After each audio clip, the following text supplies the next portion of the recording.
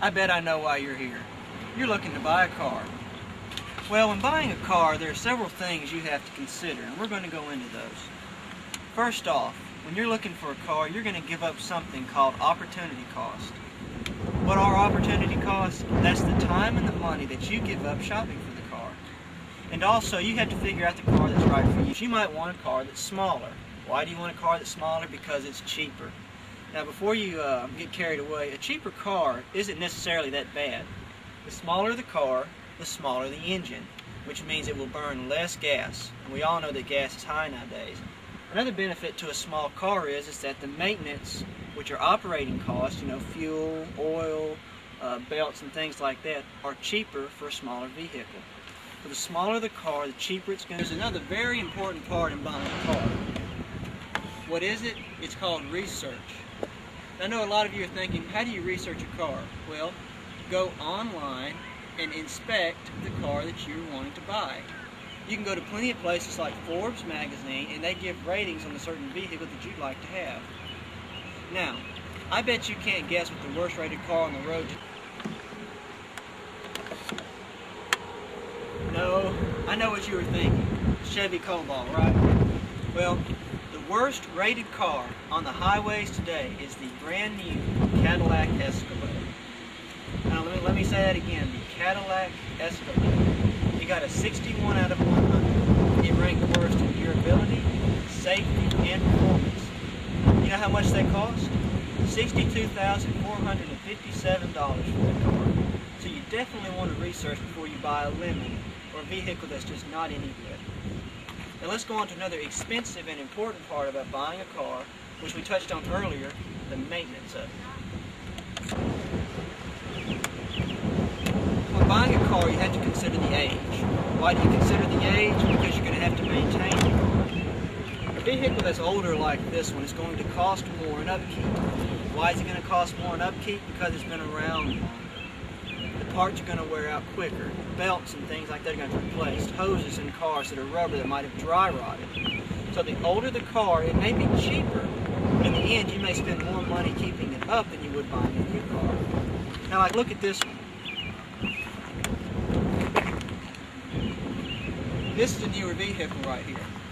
It may cost a lot to begin with, but you're not going to have to maintain that truck as much as the other one. The parts on this truck are not going to wear out as quickly as those. So it's just to each one his own. You have to choose. Now we're going to go to one more important part about buying a car: safety. Now, smaller cars, even though they may be cheaper, you have less chance of surviving an accident than you would in a big car. In a wreck, this little car is not going to stand up to a 2-ton pickup. I bet you're ready to buy that brand new car that you want. Well, brand new cars come with a brand new price tag. They're expensive. Now, if you're like most people, you probably don't have the money to pay for the car. That's all right. You can get something called a loan. A loan is basically borrowing money from the bank to buy your car. You pay the money back within monthly or yearly payments with interest. Hey, I'm your insurance agent. Today we're going to talk about buying a car. This is going to be one of the most expensive things that you're going to do. You can buy such a car like these. You can either pay in monthly or yearly installments. Alright, so how are we going to decide this? Well, first you start off with an insurance policy like this one. And of course the price is going to vary. It's the most expensive for young men under 25, and surprisingly it's the least expensive for married women.